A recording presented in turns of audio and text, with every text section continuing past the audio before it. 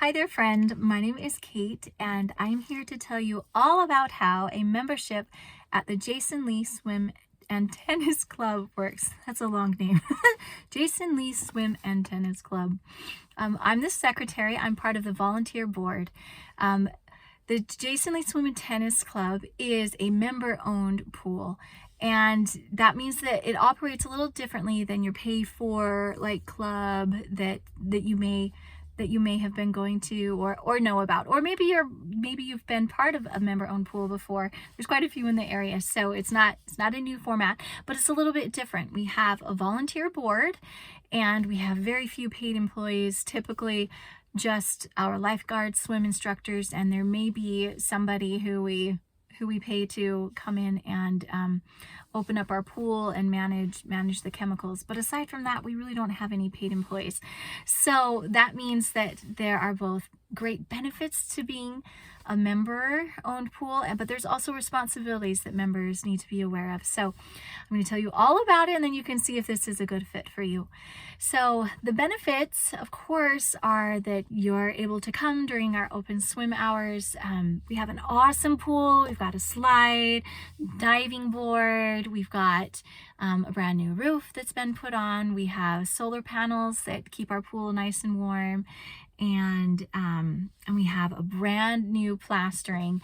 Right now it's 2022, and last season was our first with a brand spanking new plastering and tiles along the side. So it's like a brand new pool. So we are so in love with it. And also benefits are that you can book parties at the pool. You get deep discounts on your swim lessons or swim team, also on tennis lessons. You have access to the tennis courts. The tennis courts are open pretty much like close to year round. There may be a couple months where they come down because of weather, but those are always open and available to you with your keys. And every season you also receive 16 guest passes, which is awesome because you get to use them for the day. And if you'd like more, they're only $1 a piece. So yeah, like $1 for a whole day of swimming. You can't beat that deal, right? So and that comes every season when you pay your dues. So responsibilities, of course, are to pay your dues and any fees. I'll tell you about fees in a minute. And there is one meeting that we ask everyone to come to, and that is our fall wrap-up meeting. That's where we discuss what happened at the pool. That's where we approve our budget for the following year, and where we will vote in any new board members that may have positions open. And according to our bylaws, we have to have a nice percentile of our membership there in order to get all of those items approved. So it's important that everybody shows up, and that may or may not be an online meeting, but it's usually about an hour and a half, maybe 2, depending on how much business needs to be done. And so we'd love to see everybody at the fall meeting. 2 other main responsibilities. The first one is work hours or service hours. Each membership is expected to provide 8 hours worth of service towards the pool. This can look like raking leaves, pulling weeds. It can look like sweeping and mopping the deck, things that you can just show up and do. You don't need any approval. You can, sweep the sweep the parking lot. You can pick up pine cones. You can do anything. Or it may look like if you'd like to sign up for things that are coordinated, like signing up to spray down and sanitize the bathrooms, or maybe you want to mow the lawn, or it could look like showing up to our opening work party where we prepare the pool for the summer, or our closing work party where we shut everything down and winterize the pool. It could also look like working on special projects, or if you see things that need to be done. The physical premise is overseen by our general manager, who is on the board, and you get in touch with them. You're like, hey, I'd really like to paint this. Is that cool? And then you go and you paint it. So it's wide open as far as what qualifies as work hours. And so each membership is required to provide 8 hours of service. Yes, if you've got children, you do get to count their hours. It's kind of on the honor system. If they're contributing actual work as if like an adult was, then you can count them straight across the board. If they're little people and they're not really being as helpful, we just suggest you kind of figure out like, okay, yeah, well, they're kind of little, so I'm gonna, I'm gonna count them for like a third time or like half time, just kind of on your honor system of what you think the helpfulness was. Because we love to have everybody at our pool, and it's nice that they can work with us. And those work hours are reported to an email. And so that's how they keep track of your work hours. When you're done, you just send an email over and say, hey, I did this for this many hours. My family did this. And then boom, you're taken care of. If you do not complete work hours, this is a fees that I was going to tell you about. If you don't complete work hours, the following year, there will be a $20 fee per hour that is incomplete that'll be tacked on to your dues for the following year. So if that's just something that you can't physically do or you don't have time to do it, then just know that there will be the $20 per hour fee tacked on the following year. And those fees are subject to change, just FYI. They can change year to year, but I'm making this in 2022. I don't know if it's going to be around that long, but in case this is useful, I'm just letting you know. It could change, but right now it's $20 per hour.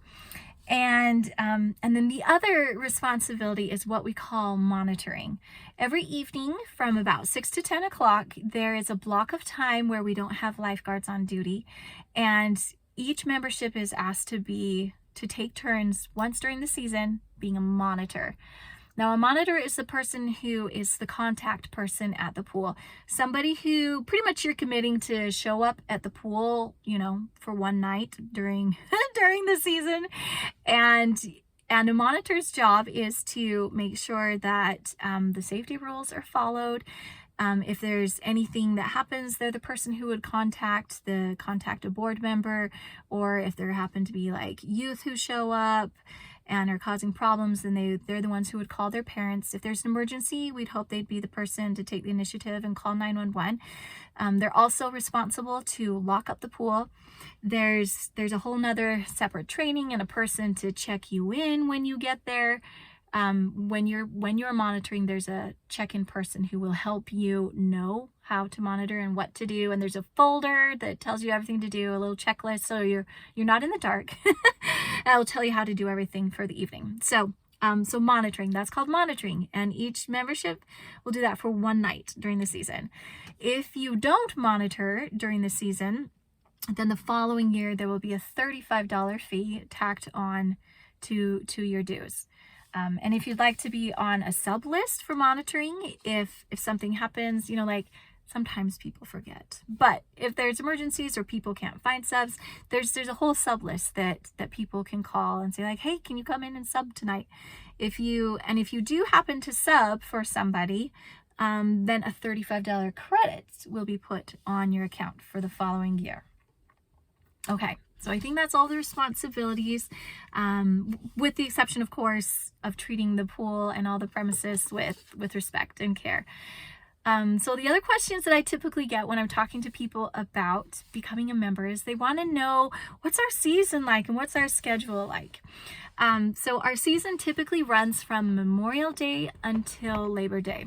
Sometimes there are some adjustments year to year, but that's typically what it is. And our schedule, let me tell you the summer schedule first. So during the summer, the morning block, typically from 8 to noon-ish, is reserved for swim lessons and for our swim team. And then from noon until not quite 5 o'clock, like 4:45, we usually have lifeguards there. And then from 5 until 6, we have lap swim for adults only. Only people 18 and older are allowed in the pool premise, like period. We just want to make sure that everybody is safe and that they can focus on their lap swimming and not have to worry about any little people there. And then from 6 to 10 is monitoring. And so again, that's where we don't have lifeguards on duty, and there's a member who is our contact person for that night. And that's our schedule Monday through Fridays. And Saturdays, there will typically be some added lifeguard hours in the morning, or there might be open swim hours. And then we usually have lifeguard in the afternoon, and then monitoring in the evening. Sundays, there are usually no lifeguards on duty, but again, that could change season to season.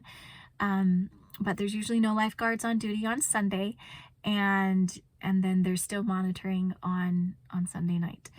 So, and there should be schedules posted. Yeah, so you'll be able to find all of the little details of that if you have more questions.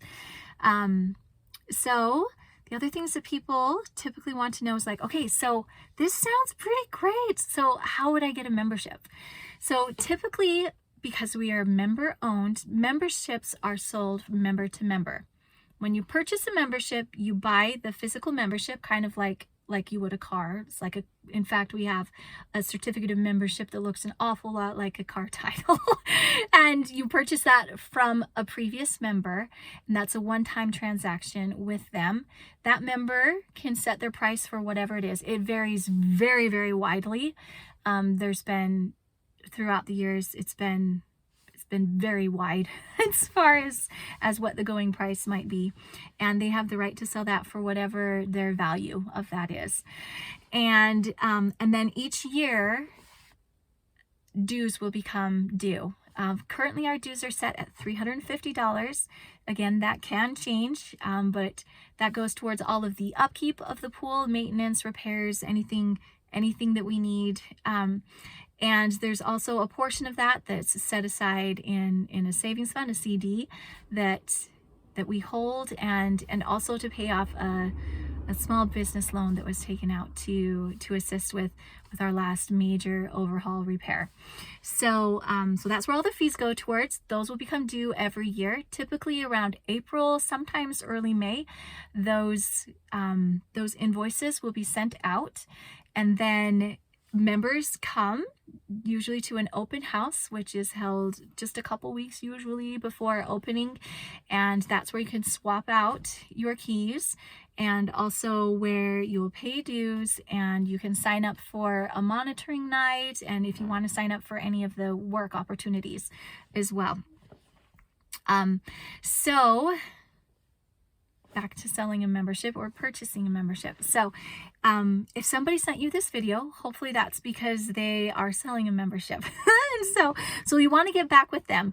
There's a couple of pieces of information that come with the membership. The first one is that certificate of membership, and so ask your selling member if they've got that. Sometimes if they don't, or it's been lost, it can be replaced, but that's something that the secretary would need to know and I can help you with. And then the other piece of information is called a transfer form, and that's a form that needs to be signed off from the treasurer, making sure that their account is settled before it can be sold. And there's a portion for the seller to fill out, for the buyer to fill out. And when all of those are filled out, then you can connect with me, the treasurer, and I will fill out my portion and finalize the membership transfer and get all of your information, get you connected with our email list, and get you connected on our Facebook page if you do Facebook. And that's how that is sold. And there may be other occasions where memberships, typically if they've been repossessed, the board can hold memberships, is what it's called. The board owns them, the membership owns them at large, but the board holds the memberships, and so the board periodically may sell memberships. So if you are listening to this because of that, if you're purchasing a board sold membership, then you would need to go directly to the secretary, which is me, and get back in touch with the person who sent this to you. So they should have the secretary's information, and that's how you would purchase a membership there. And in that case, the membership would be sold for whatever the board is selling the membership for at that point, and that would be your one-time purchase. And then dues would also be due for the current year, and then dues would continue to be due every year thereafter. So I hope that makes sense and you have found this video helpful. So get back together with whoever sent this, and or you can reach out to us at Jason Lee Swim and Tennis Club, and hopefully we will see you around the pool. Bye.